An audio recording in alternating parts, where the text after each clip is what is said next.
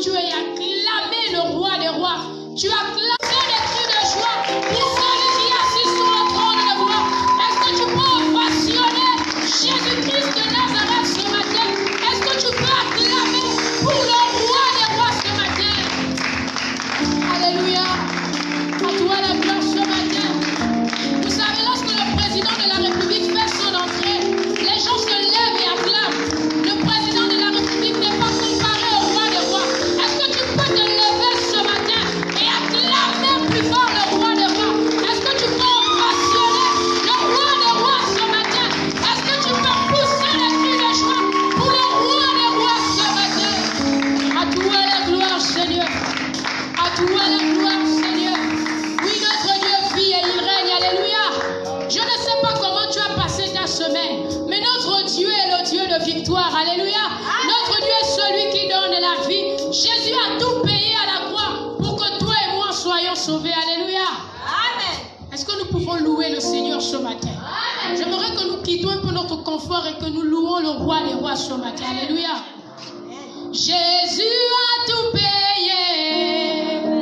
Jésus a tout payé à la croix. Jésus a tout payé à la croix. Jésus a tout payé. Voilà pourquoi on peut l'acclamer. Oh, Jésus a tout payé à la croix. Oui, voilà pourquoi tu peux l'acclamer. Oh, Jésus a tout payé à la croix.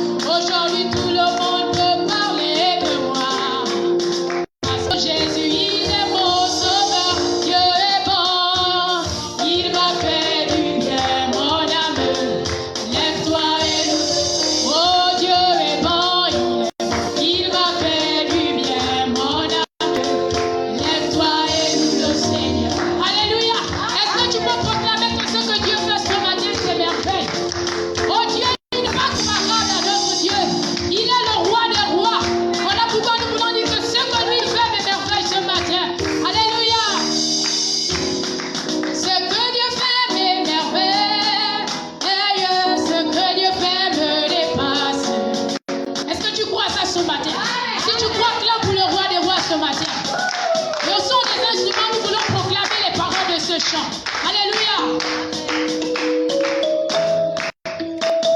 Nous acclamons son des instruments ce matin.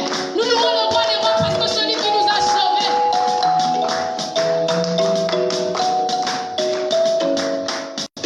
Oh, ce que Dieu fait mes merveilles, ce que Dieu fait me dépasse. Ce que Dieu fait mes merveilles, ce que Dieu fait me dépasse. Ce que Dieu fait. Avec le peuple, nous voulons proclamer ces paroles. Oh, ce que Dieu fait. Oh oui, ce que Dieu fait me dépasse. Le Seigneur dispose tout. La pluie, le beau temps, les saisons de l'année. Oui, je dis bien tout. Le Seigneur dispose tout.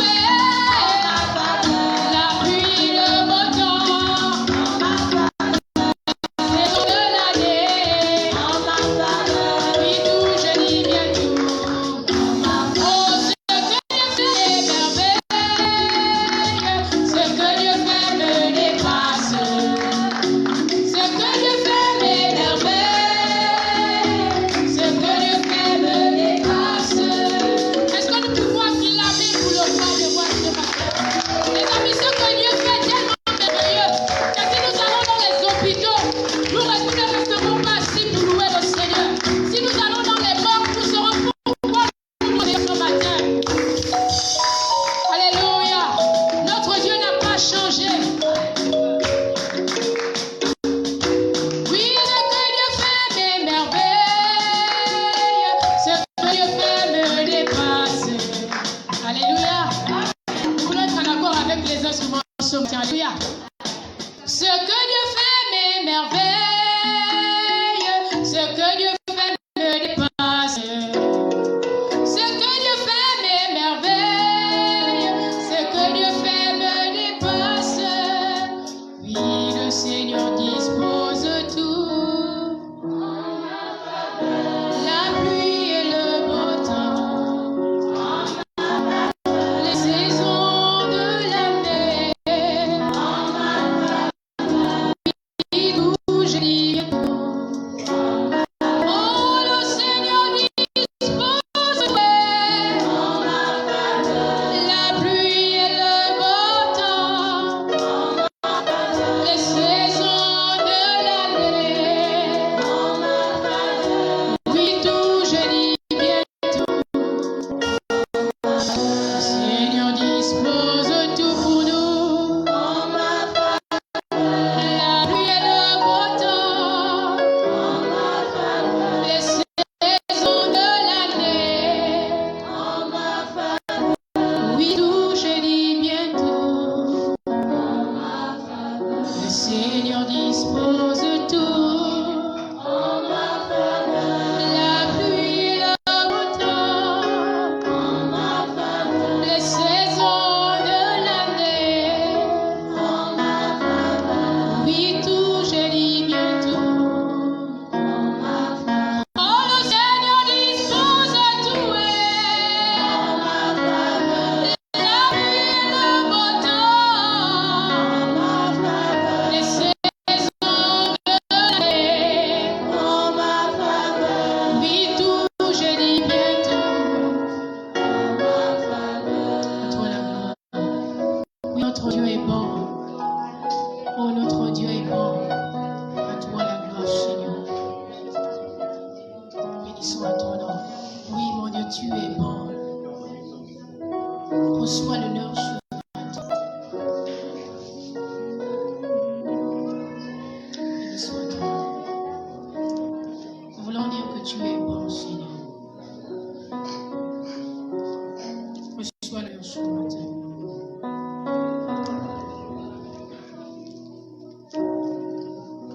À toi la gloire, Jésus. À toi la gloire.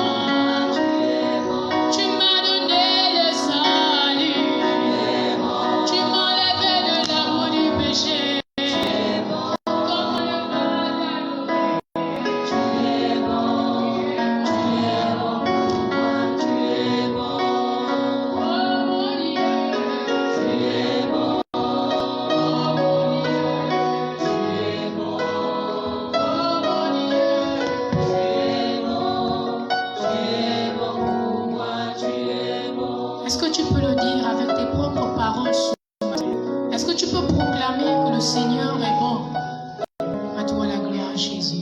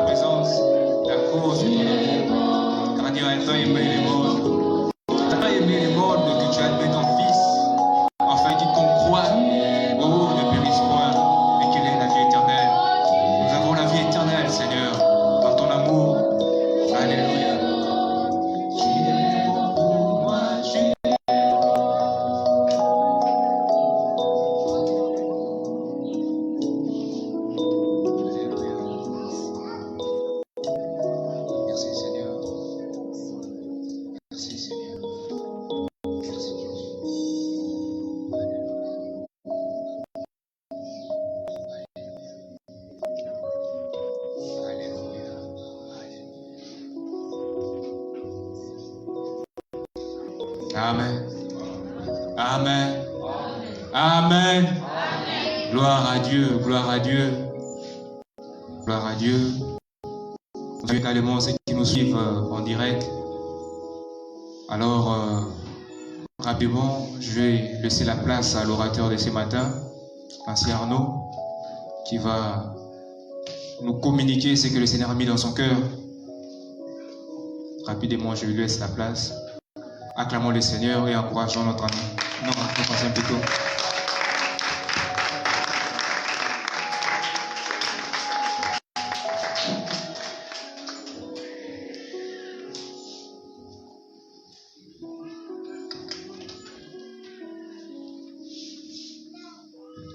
Bonjour à tous. Nous sommes encore réunis ce matin en présence du Seigneur.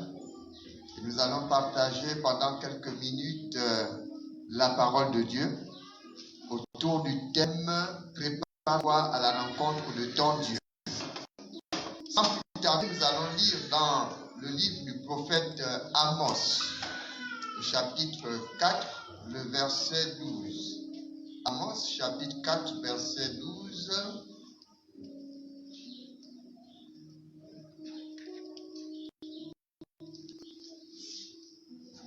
Il est écrit, c'est pourquoi je te traiterai à la même manière, Israël. Et puisque je te traiterai de la même manière, prépare-toi à la rencontre de ton Dieu, ô Israël. Prépare-toi à la rencontre de ton Dieu.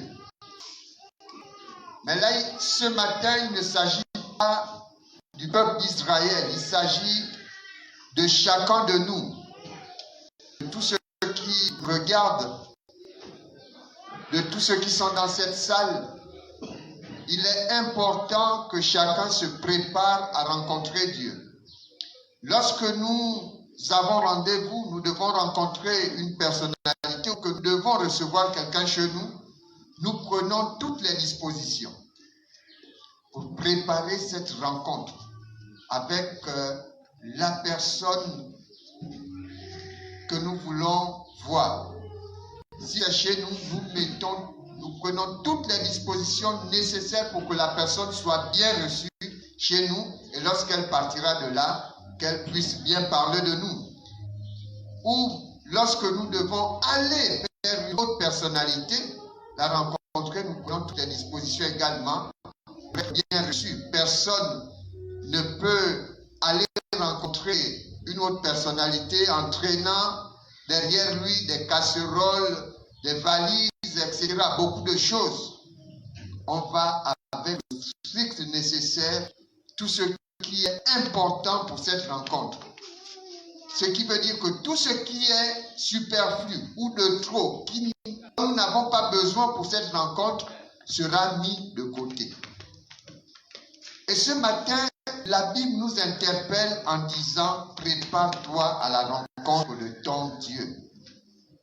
Nous nous préparons pour beaucoup de choses chaque jour. Dès ce soir, beaucoup de travailleurs vont se préparer à reprendre le travail demain. Il y en a qui certainement préparent une mission à l'intérieur du pays ou à l'extérieur du pays. En ce moment, ils sont en train de prendre des dispositions, mettre dans leur valise le strict nécessaire pour leur mission. Mais nous, quelquefois, nous oublions que nous avons un grand rendez-vous. C'est le rendez-vous de l'éternité. Le rendez-vous avec le Créateur. Et c'est pour ce rendez-vous que nous sommes là ce matin. Nous devons le préparer pendant que nous sommes encore vivants. Et il y a des conditions pour avoir accès à ce rendez-vous. Il faut être enregistré lorsque nous voulons aller rencontrer un ministre ou le président de la République ou une autorité. On se rapproche de son secrétariat, on se fait enregistrer d'avance et le jour du rendez-vous est prêt. Tant que nous ne sommes pas enregistrés, on ne peut pas être reçu. Mais nous avons besoin d'être enregistrés également. Nous devons nous préparer chaque jour. C'est vrai qu'il y a beaucoup de choses en ce moment qui semblent nous distraire de l'objectif qui est l'éternité. Nous ne sommes pas venus sur la terre comme des, je vais dire quoi, par hasard. Nous sommes de passage pour la gloire de Dieu. Dieu nous a donné le temps et il nous donne encore le temps de nous préparer pour la rencontre, la grande rencontre qui va déterminer le lieu où nous allons passer l'éternité. Amen. Amen. Nous sommes tous de passage sur la terre. Est-ce que nous pensons à l'éternité? J'aime bien cette publicité de Radio Bonne Nouvelle qui dit souvent dans leur publicité, pense à la vie, pense à l'éternité. Souvent nous pensons bien à la vie ou à notre bien-être social. Nous pensons à être à l'aise, mais nous oublions l'éternité. Alors, comment se préparer à rencontrer Dieu? Beaucoup certainement se posent la question. On nous parle tout le temps de se préparer à rencontrer le Seigneur. Oui, il y a l'éternité, mais comment je dois faire? Alors, comment puis-je faire pour rencontrer Dieu? Comment je peux préparer ce grand rendez-vous? Pour se préparer à rencontrer Dieu, j'ai énuméré juste 3 points. Il faut être un enfant de Dieu. J'entends dire par-ci par-là, même dans nos milieux professionnels ou à l'école, à nous tous, nous sommes des enfants de Dieu. Non, nous tous, nous ne sommes pas enfants de Dieu. Nous sommes tous des créatures de Dieu. Et personne ne peut se prévaloir d'être fils de mon Père s'il ne l'est pas. D'accord? Nous sortons tous chacun d'une famille et personne ne peut se lever un matin pour dire non, Ruth et moi nous sommes de la même famille, c'est le même sang. Est-ce que mon père est le père de Ruth? Non, on peut être voisins, mais cela ne veut pas dire que nous sommes de même père.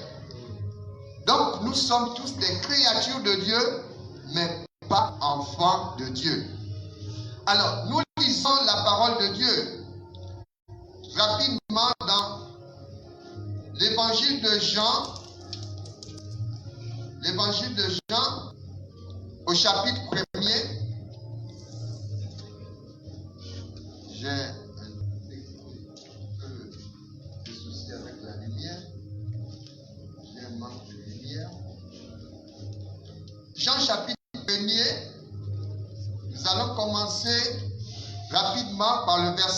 1er à 5. Ensuite, nous prendrons les versets 12 et 13. Il est écrit, ce sont des passages que nous connaissons très bien.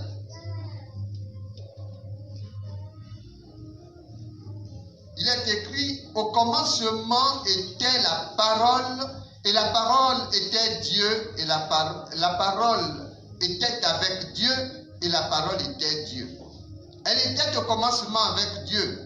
Toutes choses ont été faites par elle, et rien de ce qui a été fait n'était fait sans elle. En elle était la vie, et la vie était la lumière des hommes. La lumière, lui, dans les ténèbres, et les ténèbres ne l'ont point reçue. Nous partons au verset 12 et 13. Mais à tous ceux qui l'ont reçu, mais à tous ceux qui l'ont reçu, c'est-à-dire la parole, elle a donné le pouvoir de devenir enfants de Dieu, lesquels sont nés non de la du sang, ni de la volonté de la chair, ni de la volonté de l'homme, mais de Dieu. Amen. Être un enfant de Dieu, c'est prendre Jésus dans sa vie comme Seigneur et Sauveur personnel. C'est-à-dire que je n'ai pas besoin de regarder l'autre s'il accepte ou pas. C'est une affaire entre Dieu et moi. Recevoir le Seigneur Jésus-Christ, qui est la parole de Dieu. La parole de Dieu, c'est Jésus. Le recevoir comme Seigneur et Sauveur personnel. Voici la première condition. Si nous arrêtons de dire je suis enfant de Dieu, ce n'est pas parce que tu te promènes avec des amis militaires que tu deviens automatiquement militaire. On ne te connaît pas. Le ministère de la Défense ne te connaît pas tant que tu n'as pas été enrôlé dans l'armée. Amen. Amen. Oui, c'est ton frère, le même père, le même maître, oui, même si tu mets le treillis de ton frère, cela ne fait pas de toi un militaire. C'est pas parce que tu viens à l'église qu'automatiquement tu deviens enfant de Dieu. Non. C'est Dieu et toi. Tu reçois la parole de Dieu qui est Jésus-Christ dans ta vie comme Seigneur et Sauveur personnel. À partir de ce moment, Dieu te donne le pouvoir d'être son enfant. C'est même pas un simple nom. C'est un pouvoir que Dieu nous donne d'être son enfant. Deuxième condition, c'est confesser ses péchés à Dieu. Parce que même si j'ai donné ma vie au Seigneur, la Bible dit dans Ésaïe que non, l'oreille de Dieu n'est pas trop dure pour entendre, ni son bras trop court pour nous sauver, mais ce sont nos péchés qui mettent une séparation entre Dieu et nous. Dès lors que j'accepte que Jésus vienne dans ma vie, il faut que je me débarrasse de tout ce qui peut nuire à ma relation avec Dieu. À partir de ce moment, je dois confesser mes péchés.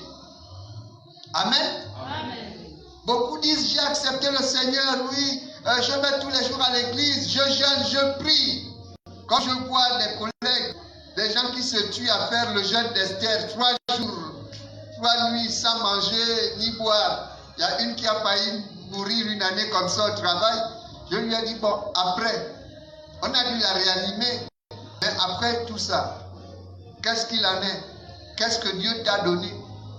Qu'est-ce que tu as reçu? Tu n'as pas d'abord rempli la première condition d'établir la relation avec Jésus, mais tu veux prendre des accessoires pour établir une relation avec Dieu qui ne rentre pas dans les conditions de Dieu. Elle n'a pas laissé sa vie. Heureusement que le gardien était là, parce que nous étions partis, elle est restée à l'école. Maintenant, en voulant rentrer, elle est tombée. Le gardien a dû la soulever pour la mettre quelque part, verser l'eau. Il nous a appelé, mais ici ça ne va pas. Vous avez laissé l'autre 3 jours, 3 nuits sans manger. Pourquoi? Oh non, parce que j'ai trop de problèmes dans ma vie. Je ne comprends plus rien. Mais donne ta vie à Jésus. Si les démons te poursuivent, donne ta vie à Jésus. Amen. Il va les stopper, il va les chasser. Amen. Amen. Si tu sens qu'il y a une malédiction qui pèse sur toi, donne ta vie à Jésus. Parce que la Bible dit dans Éphésiens qu'il a effacé l'acte dont les ordonnances nous condamnaient et qui subsistait contre nous. Même si les sorciers avaient décidé. Mais à partir du moment où tu acceptes le sacrifice de Jésus, Dieu passe l'éponge. Le diable ne peut plus rien réclamer. Même si tu as été consacré avec ton grand-père ou ta grand-mère, dès que tu donnes ta vie à Jésus, il efface tout. Amen. Amen. C'est pourquoi, dans la première épître de Jean, vous allez lire cela un peu plus. Première épître de Jean, le chapitre 1er, les versets 8 et 9, dit que si nous disons que nous n'avons pas de péché, nous mentons et nous nous séduisons nous-mêmes. Mais si nous confessons nos péchés, si nous les confessons, il ne s'agit pas d'une simple confession, oui Seigneur, j'ai volé, j'ai menti, non, mais avec la détermination de dire que je ne veux plus marcher dans cette voie. À partir de ce moment, Dieu fait quoi? La Bible dit que Jésus est fidèle et juste pour nous les pardonner et nous purifier de tous ces péchés. Amen. Amen. Est-ce que ici, il y a encore des personnes qui se posent la question, mais comment faire? Nous terminons avec le troisième point. C'est vrai, Jésus le Seigneur, j'ai confessé mes péchés et c'est quoi après? C'est quoi la suite? Je continue à manger à la peine. Après être lavé, installé dans une bonne maison, une belle maison, c'est-à-dire dans le Seigneur, ma vie, Dieu l'a changé et puis on sait que dans chaque maison il y a une belle, n'est-ce pas? Hein? Alors tu es dans une belle maison, mais tu refuses de manger la nourriture qui est préparée, tu préfères aller fouiller de la maison et c'est là-bas où tu te nourris. Est-ce que c'est normal? Il y en a qui font ça. Il a accepté le Seigneur, il a confessé ses péchés, mais il ne cherche pas à se nourrir de la sainte nourriture qui est la parole de Dieu. Il va se nourrir dans la poubelle de la maison. La maison spirituelle est belle, il y a de très jolis meubles. Vraiment, il fait bon vivre. Mais quand il s'agit de manger, la table est prête. Lui dit non. Moi, je sais là où je vais chercher pour moi. Pour moi, c'est déjà préparé. Hein? C'est la poubelle. Donc, c'est-à-dire que les restes que les autres vont déposer là-bas, que l'on a jugé plus comestible, c'est là-bas où tu vas te nourrir. Non, nous devons marcher selon l'Esprit. Amen. Parce que l'Esprit de Dieu nous conduit dans la vérité. Jésus l'a dit, lorsque le Consolateur, l'Esprit de vérité sera venu, il vous annoncera toutes choses. Il vous conduira dans la vérité. Il vous rappellera ce que je vous aurai enseigné. Amen. Donc nous devons nous laisser conduire par Dieu. Nous devons accepter de nous laisser guider comme un petit enfant. Souvent nous amenons nos enfants à l'école. Si l'école n'est pas à côté de la maison, c'est nous qui les conduisons. Parce que nous connaissons la route. C'est nous qui décidons du chemin que nous devons emprunter le matin lorsque nous nous réveillons. N'est-ce pas? Ce n'est pas l'enfant qui dit non, maman, on a l'habitude de passer par ici, allons par ici. Tu dis non, c'est moi qui te conduis. Et Jésus voudrait aussi nous conduire par son esprit. Il sait par où nous devons passer. C'est pourquoi la Bible dit que il est le chemin, la vérité et la vie. Nul ne vient au Père, ou nul ne va au Père que par lui. Qui connaît mieux le chemin du ciel? C'est Jésus. Ce n'est pas parce que le grand-père est pasteur, mon père est pasteur. Non, non. Lui va te présenter Jésus, mais Jésus va te conduire vers Dieu. Amen. Donc arrêtons de tourner, arrêtons de chercher le salut hors de Dieu. Arrêtons de chercher autre chose, un autre chemin qui semble vouloir nous amener au ciel. Non, le seul chemin c'est Jésus. Jésus est le seul chemin parce que c'est lui qui connaît où se trouve le Père. Hein? Qui connaît mieux où se trouve le Père dans une maison? Moi, je suis étranger. Si je vais dans une maison, il n'y a que l'enfant de la maison qui sait dans la maison où se trouve son Père. Mais toi, tu vas commencer à chercher à la cuisine. Ah, il n'est pas ici. Tu vas même fouiller les casseroles. Non. Acceptons Jésus dans nos vies. Et laissons-nous conduire par Jésus seul. Et nourrissons-nous de la parole de Dieu, de la prière. Venons, cherchons à être ensemble avec les hommes et les femmes qui cherchent Dieu. Et non ceux qui courent après d'autres choses qui n'ont rien à voir avec Dieu. Attachons-nous à Jésus-Christ. Donnons-lui la première place. Confessons nos péchés et laissons-nous conduire par Dieu vers l'éternité. Que le Seigneur nous bénisse tous. Amen. Amen. Nous allons prier. S'il y a des personnes ici qui voudraient également recevoir Jésus, nous vous demandons de plus tarder. Aujourd'hui, tout le monde meurt. Il y a même plus de morts aujourd'hui. Depuis l'année dernière, plus de morts que les années précédentes. Tu as vu quelqu'un aujourd'hui, on te dit, à 17h il est mort. Non, mais on s'est salué là, on a raconté là. Non, parce que les temps sont mauvais.